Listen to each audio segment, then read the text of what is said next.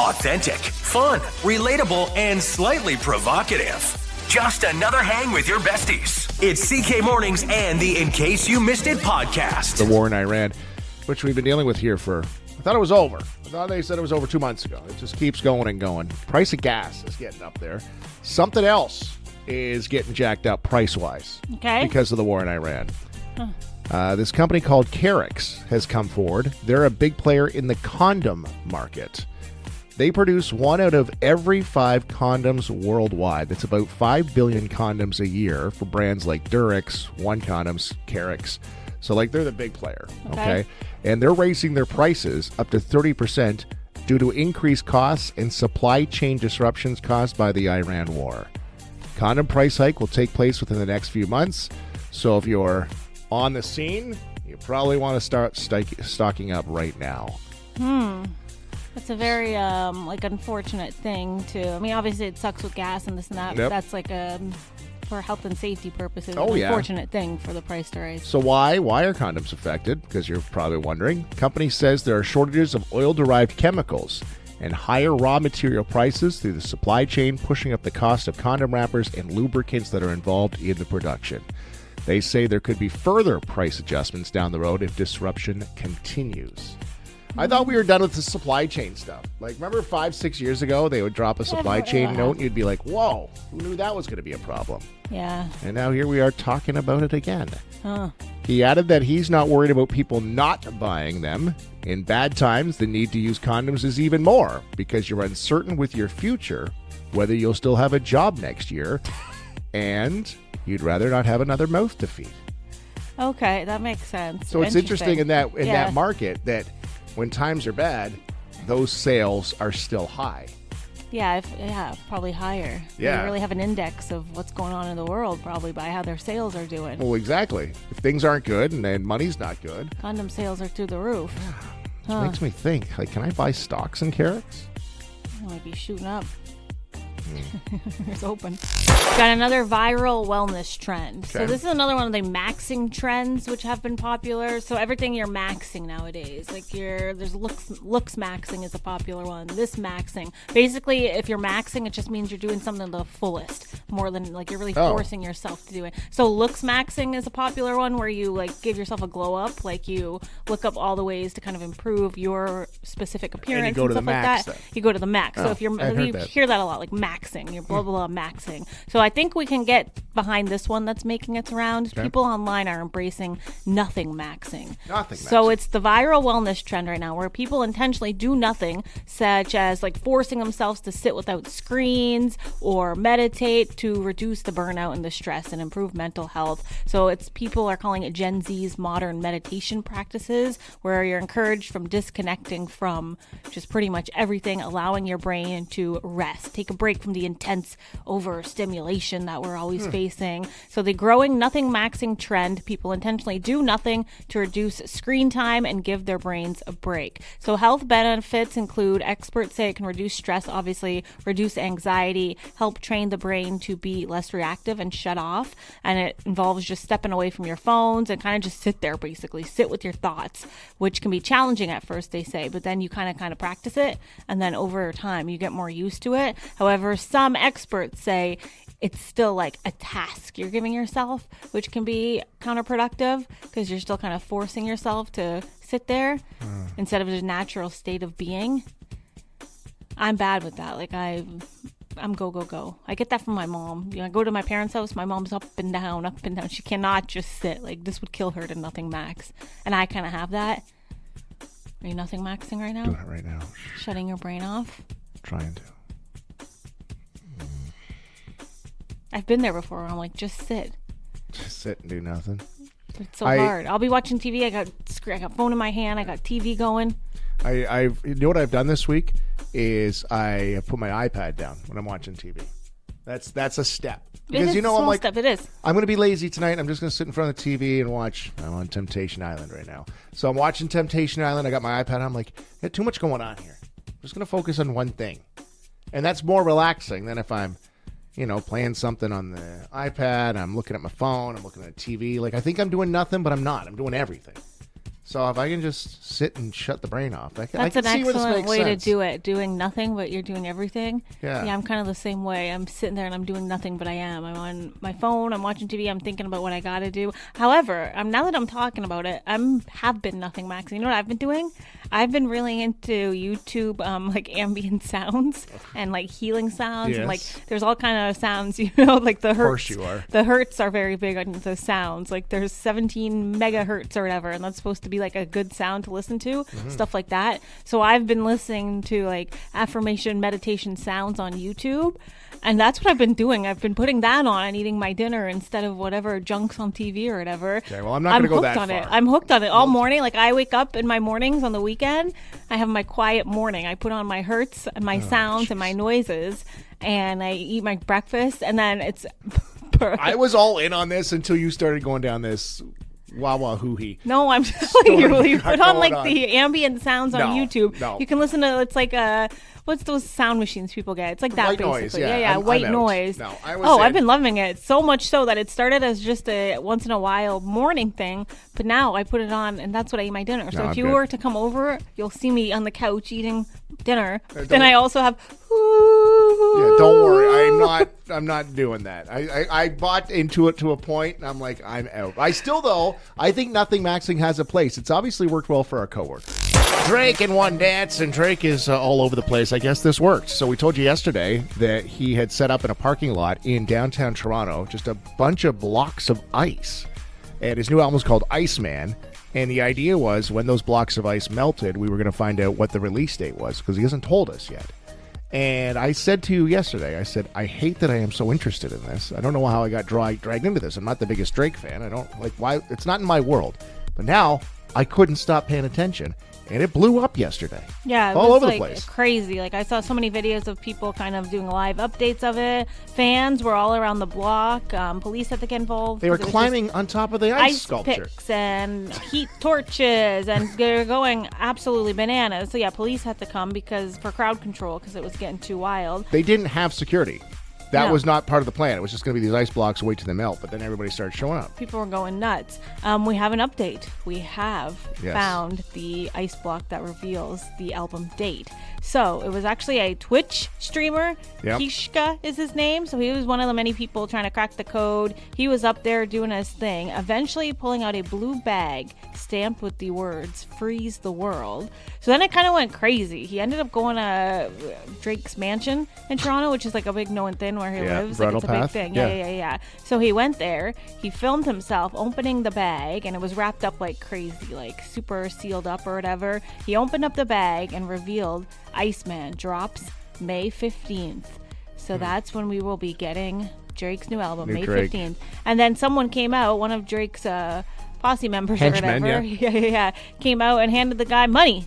A whole stack of cash. Wow. And then I just saw the video right now on TMZ. Drake did not come out and say anything to this guy, but he was seen waving from the window. Just waving with like, the I ain't queen. doing all that. Just waving from his castle to the peasants. So I've got another update. Go. This happened overnight. They're tearing it down.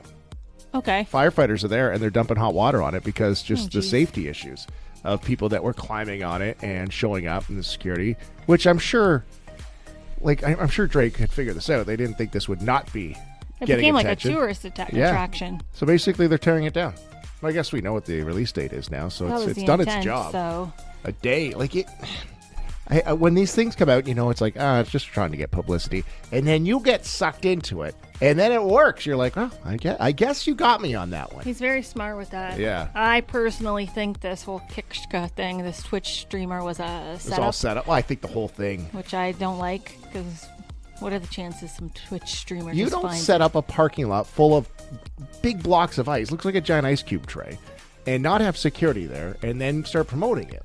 They had to know this was going to draw some attention. You can't have just randoms going up there with blowtorches and ice picks. Like, where are you getting these things, first of all? Were you just waiting for ice blocks from Drake? Oh, here, finally, I get to use my ice pick. Yeah, fans were going crazy. So this started out overnight. Overnight, the Toronto Fire Department started hosing it with warm water. Just washing like any one of those blowtorches. Yeah. They're wiping it away. So yeah. Quite the thing, though. I mean, it literally just popped up a day or two ago, and now here we are. Got all sucked into it. Good publicity, though. Good idea. Good job, Drake.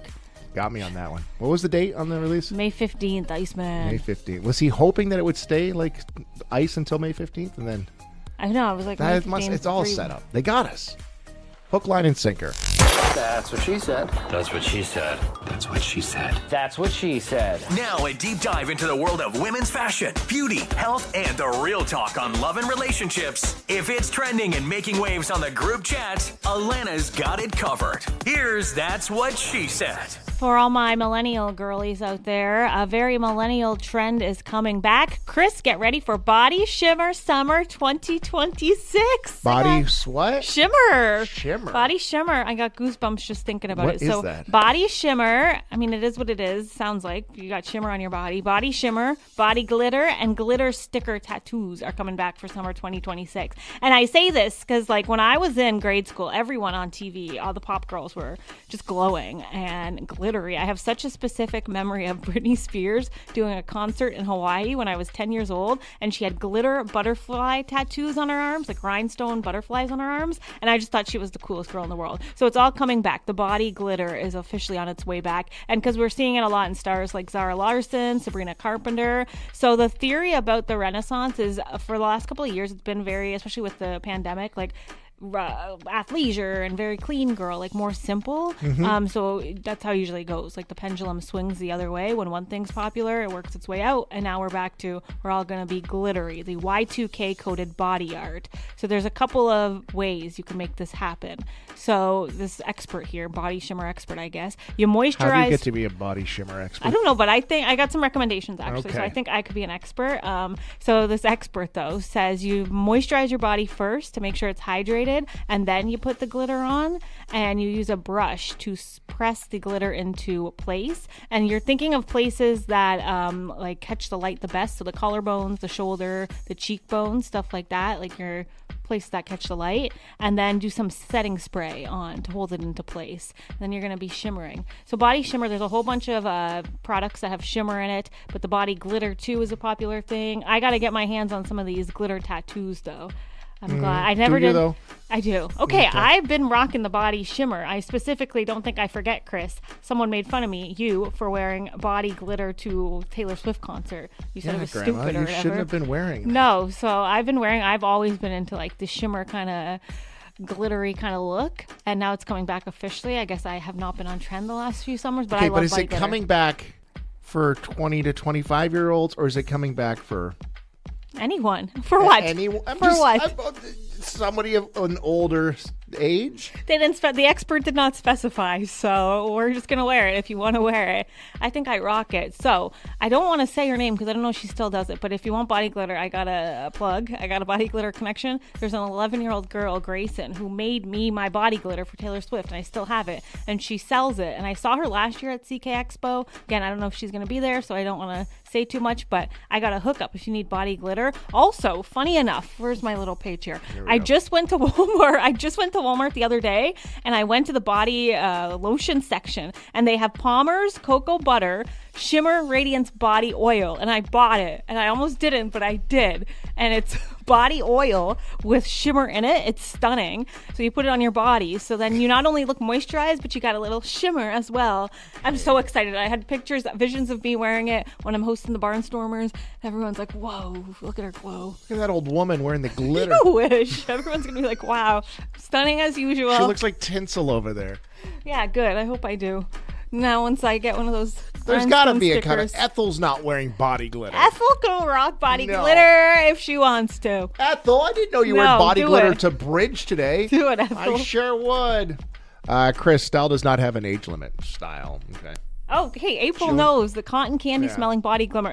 People probably know. I also have a roller ball because that was a big thing. There's a roller ball that you roll on your shoulders, and it was body glitter. I think I got it at Ardennes. See, the girlies know. This is for cool people, Chris. The girlies, yeah. The girlies know. Okay. All right, you and Ethel and Mildred. Yeah, maybe you could put some in your gray hair and we'll have fun. Shut up. Got some girl chat that we need to cover on That's What She Said? Text CK Mornings anytime. 519-354-8684. Alana's That's What She Said. Wednesday morning means we give you a situation and you have to wiggle your way out of it. It's Chris's dilemma of the day. Okay, you are promoted at your job, you are promoted, and 2 weeks in, upper management wants you to fire some of your former coworkers. What do you do? What do you do? 519-354-8684. Okay, that's Chris's dilemma of the day. Alana, you are promoted. Okay, so I'm program director. You are program director now of CKSY. I'm taking over for Jay Poole, okay. Yes. Upper management that says, hey, Alana, come in here. We're going to need you to fire Chris McLeod. Oh, man. Or I get promoted and I have to fire you. Okay, so put yourself in that situation. 519-354-8684. You now got to fire people that you were just working with 2 to 3 weeks prior. What are you going to do, Alana?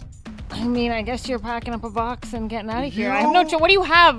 What's the alternative? I don't want to. I'd never want to be manager or boss. We'll start right there because I would not be good at firing people. I wouldn't want to fire people. It would break my heart. But that's part of the gig, unfortunately.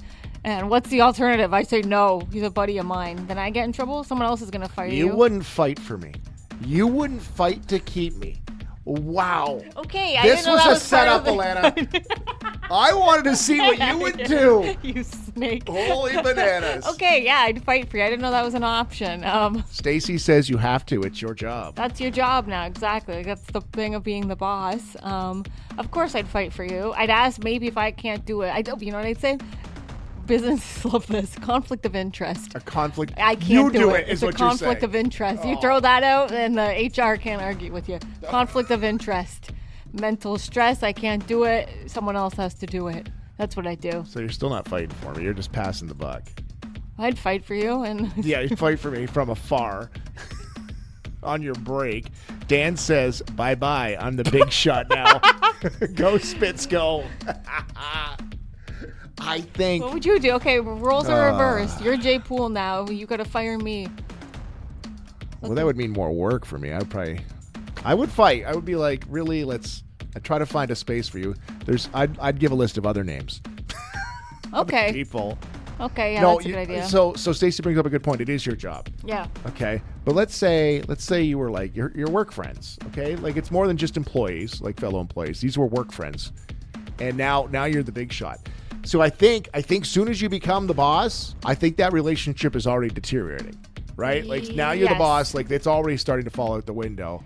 Yeah. You either poop or get off the pot, because either you're going to be the big shot and you have to make these big boy, big girl decisions, or you got to be like, no, these are my friends. I want to just stay where it is. Yes, and without saying too much, I know someone in this company who was fairly close friends with someone, and they hung out on the weekends all the time, and then suddenly the person was kind of acting weird, and I was like, oh, they told me, they're like, they're kind of acting distant. Sure enough, that person was promoted a few weeks later. It was announced, and I'm like, well, that's probably why you have to put those distances in place, and it's a tough thing for this person, I know. Well, that would be the thing. If you become boss, you're no longer buddy. Like that's you're done. I mean, even work friends in general, I think you have to be careful. Work colleagues in general. Well, I think Jay and I, our relationship when we met, Jay and I were just coworkers, just two dudes at the same level. Okay. And then when I came back to take this job, Jay was the boss.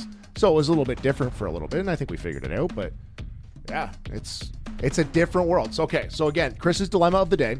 We got a bunch of responses. We're going to get to those here. Promoted at work. 2 weeks in, upper management then tells you have to fire some of your former coworkers. What do you do?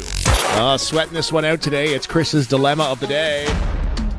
Put you in this situation, how would you wiggle yourself out of it, okay? You are promoted at work, and 2 weeks in, upper management wants you to fire some of your former coworkers. What are you doing? 519-354-8684. And one of our texters is going to win tickets to a Spitfire playoff game next week. Okay? You said you would pass the buck, you would have them fire them. Conflict of interest. Conflict Can't of fire interest. Chris. You're not fighting to keep me. You're just basically telling somebody else it's in to do someone it. else's hands. So I said, once you've already made that, once you've already been hired as management, or you then ascend over your fellow coworkers, that relationship is already deteriorating. That's my brain right Fair away. Enough, yep. So I think you got to go into it knowing you're going to have to make some tough decisions. And this might just be one of them that you should have seen this coming. You weren't just going to float along and not have to, axe some of your former coworkers. So I think you have to do it. It's it's not going to work out too well, but that might be the end of that. What are we getting here on the responses on the text lines? Carrie says, using you as an example, first, what is the reason Chris has to go? If management respects you, they will allow you to assess the individual's performance over a given time. Randy, hold on. Is Carrie wanting me to stay, or is she pushing for me to get out of there? What's I she don't doing? know. Conflict of interest, I think. Randy says, tell her and just say, sorry, business is business. This was not my choice. Morgan says it would depend on if the coworker actually did their job or not. That's a good point. If there was a legit reason to fire them, they're not doing their job, then it would be easier to fire them. If it was a coworker that did their job and I was close with them, I would fight and give them examples of how losing them would impact the company. Stacy says the boss is never friends. George says be respectful, but you have to keep work separate from personal life. Michaela says try to figure something out. Ron says apologize, then fire them. Linda says talk to the person and explain your position, that management wants you to be the bad guy and let him go. I don't think it's whatever you say is not going to matter. Yeah, that's the problem. You can't, from a managerial standpoint, you can't be explaining this and that to coworkers. Like, they don't care. Work. Brienne says, I'd fire them. I don't want to lose my job.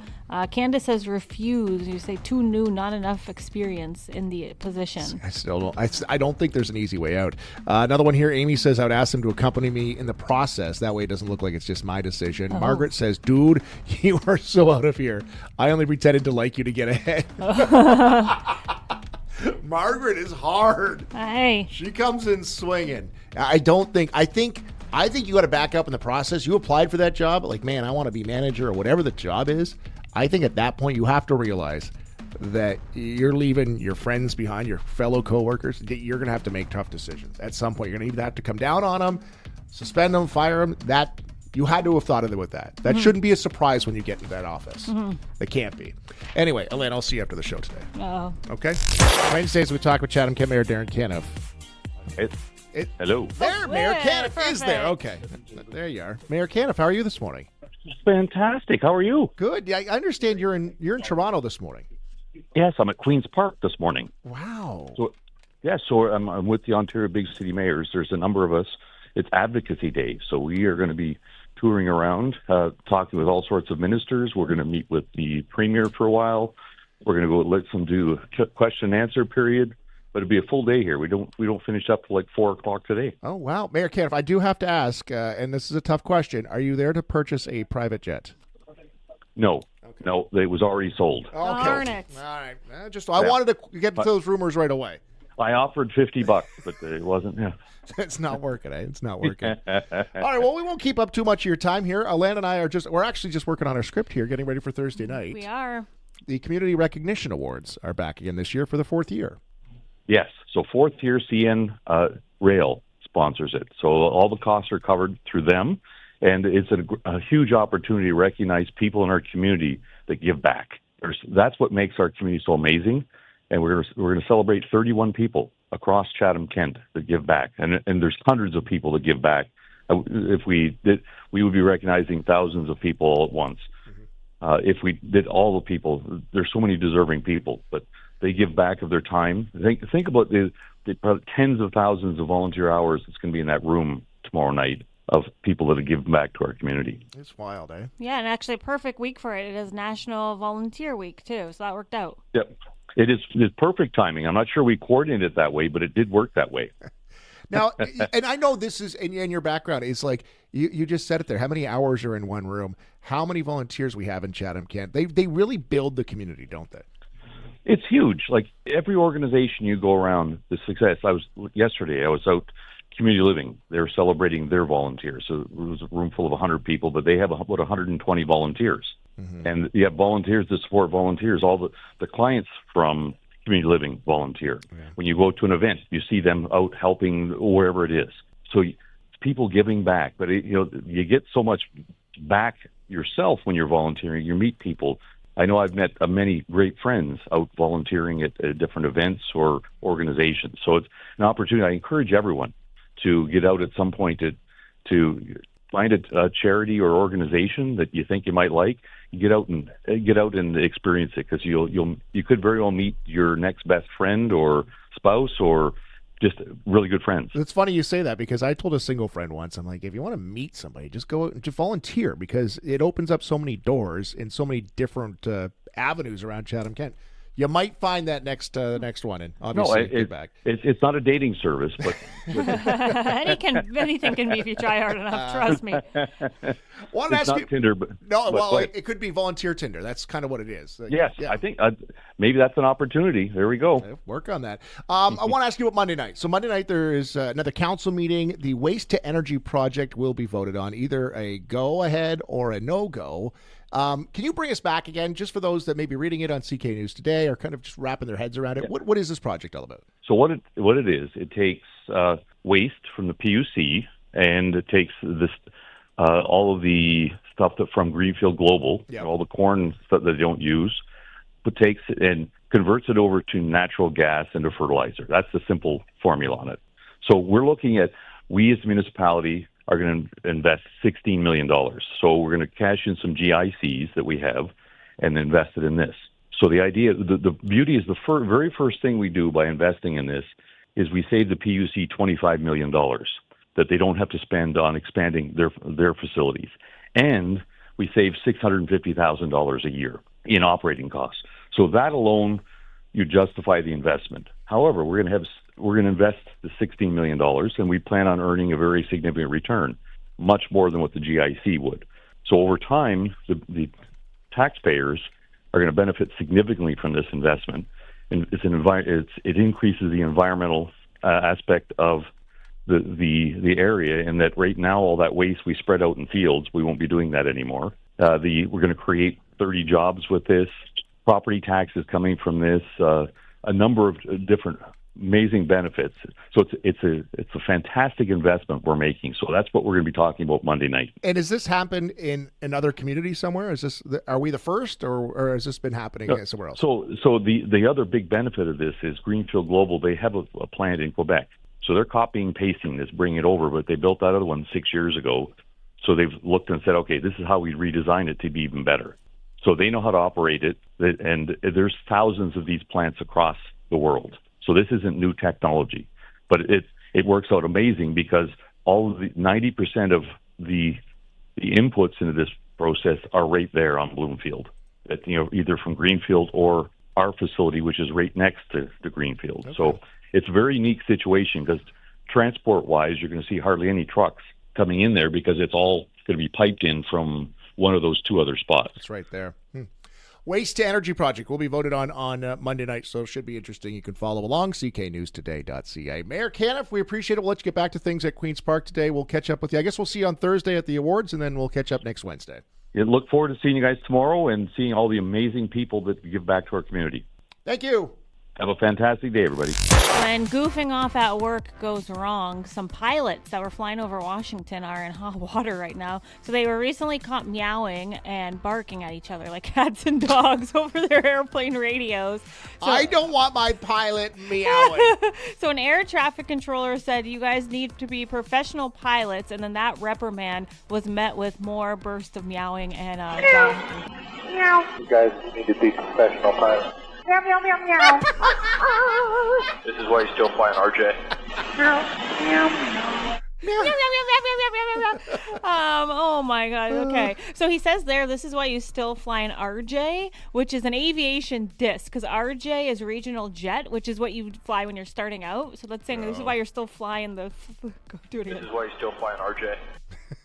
That's why you're still flying RJ. So yeah, that's about it. After getting reprimanded too, he said, I don't care. So the FAA says pilots are prohibited from engaging in non-essential conversations while flying below 10,000 feet. So they're investigating. The identities of the meowing and barking pilots remains unknown. Meow, meow, meow. They were really going at it. It's not funny. Like, it is serious, but... I don't want to think my pilots are up there messing around. What are you guys doing up there? What are you doing up there? Like, they were in a silly, goofy mood. Yeah, like, no, you're flying the jet. Like, please. Meow, meow, meow, meow. They don't care. I used to do that when I did a club gig in London. I just turned the microphone on. It'd be live. Meow. Meow, meow, meow. But I was doing a club gig on the radio at 1:30 in the morning. Yeah, different vibes. Meow, meow, meow, meow. Just break into a song here the next hour, okay? I just want you to do this. Meow, meow, meow, meow. Meow, meow, meow. Madonna and Sabrina hitting the stage on Friday at Coachella. They did a little surprise duet. But we've got a little mystery, a little crime drama maybe happening after Coachella. So they performed, but then Madonna, I don't know where it goes on Instagram, she is now asking the public for help after the vintage pieces that she wore during that Coachella performance went missing. So she went on Instagram to offer a reward for the return of the outfit she wore on stage with Sabrina. She said in the statement, the full circle moment hit different until she discovered that the vintage pieces that I wore went missing. My costume that was pulled from my personal archives, jacket, corset, dress, and all other garments. She said she's offering a offering a reward for their safe return. Thank you. Attached some photos.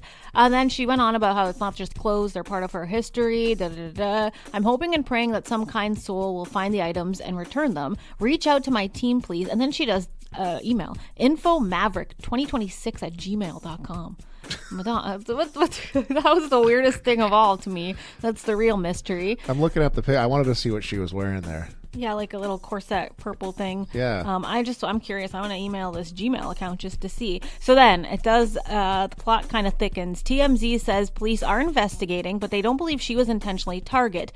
Her rep did file a report. They said the missing items were last seen on a golf cart. So the police's prelim investigation indicates the 2 bags containing the items may have fallen off a golf cart operated by staff who were on their way to load the bags into a bus. Oh, no. And then they got to the hotel and they realized the bags were missing. There's no evidence that she was targeted and they were intentionally stolen. Some employees might have been pedal to the metal. The bags flung off the golf cart, and here we are. We got Madonna's Gmail now. You know how you don't lose your clothes? Huh. You don't take them off, Madonna. You just keep them on. Yeah. She just went home and what was she wearing there? Like a purple corset. Yeah, you just wear your corset. Nah, that's uncomfortable. She's got to get into her comfy cozies. Madonna's just a girl after all. You take your bra off, you take off your fancy clothes, and you put on some sweatpants. I was wondering if she was wearing the cone bra. That would have been iconic. There's probably just some drunk at Coachella wearing it on his head. Yeah, just shaking right it. around. Prom season here in the next little bit, too. Down in Kansas, Topeka, Kansas, a bunch of kids got a special ride in the Oscar Mayer Wienermobile to their prom. So the Oscar Mayer Wienermobile was in town for a NASCAR race. And some students are out, and they spotted it at one of the fast food stops. And they stopped, got some photos, and they said to the girl that was kind of running things, they said, "Hey, would you drive us to prom?" She checked with her, her management. They said, "Yeah, go for it." And think of all the publicity they get. Here we are. We're talking about it. So they got a ride to their prom in the Wienermobile. Wow, that's iconic. Kind of neat, eh? Yeah. That'd be a cool thing. How'd you get to your prom? Was it a whole thing? I'm trying to think. So I was in the time where like limos were a big thing. I don't even know if limos are. I never see a limo anymore. But limos were the big deal. I don't think I used a limo. I think whoever I went with, their parents just drove us, from what I can remember. Yeah. What about you? 1986 Honda Civic I drove. Ooh. Telling you, man. Things have changed. Like nowadays, the kids get buses. Party buses are the big thing. Both my kids got on a little party bus. Okay. And they went to Windsor. I'm like, where's the prom? They're like, well, here. And I'm like, why are you driving to Windsor? They drove all the way to Windsor. They got photos in Windsor, and then they drove all the way back. I'm like, that seems like a lot going on, but that's what the kids are doing these days. Oh, okay. Yeah. Yeah, like it's a whole thing. I drove Did anyone myself. in your age bracket? Did they? It was What's like that limo, supposed to mean? Was limos or anything? No, horse and carriage, Alana. Like emperors. Do you just like carrier pigeon ask someone to go to prom with you? No, was like there anything like that though? Like limos or anything like that? Yeah, no? I know there was a couple people that did limos. But it wasn't as big of a thing. Like now the whole prom idea nowadays, it's like you have to get the promposal, you have to do this, you have to do that. Like, back then, it was just, I don't even know how it happened. I'm just like, you going? Okay, we're going. Okay. I'll pick you up in my Civic. Yeah. In this rented suit I got, yeah. Yeah, it's That's so so different. Yeah. Yeah, party bus would be an experience. Rolling up in a Wienermobile? I don't think. Talk of the prom. Exactly. Well, just, you know what? Drive me anywhere in the Wienermobile. Yeah, come to work in the Wienermobile. I want to get people gossiping around the halls. I'm just trying to picture you parking the Wienermobile. Oh, Lordy, I can't even park my knock car. the wiener right off the bun on that. Subscribe to the CK Mornings in case you missed it podcast and never miss an episode. Plus, drop us a rating and a comment too. Listen live weekday mornings at 94.3 CKSY.com.